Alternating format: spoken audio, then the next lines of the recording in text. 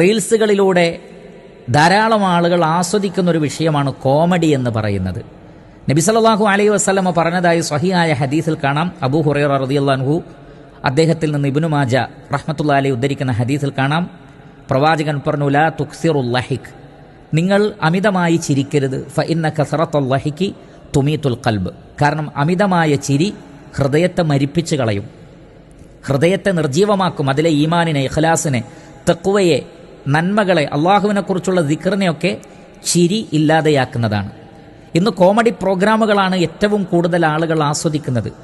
കോമഡിയുടെ പേര് പറഞ്ഞുകൊണ്ട് സത്യത്തിൽ അങ്ങേയറ്റത്തെ വൃത്തികേടുകളാണ് പറഞ്ഞുകൊണ്ടിരിക്കുന്നത്.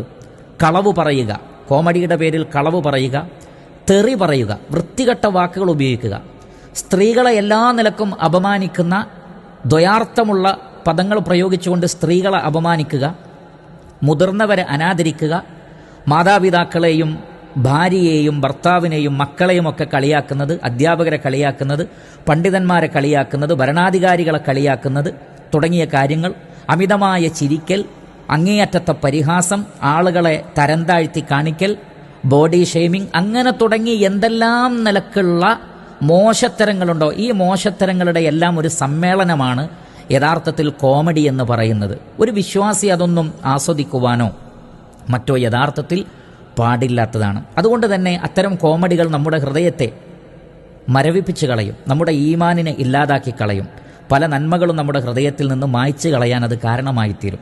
ഈ റീൽസുകൾ ആസ്വദിക്കുന്നതിൽ അങ്ങനെ ഒരു പ്രശ്നവും വരുന്നുണ്ട്.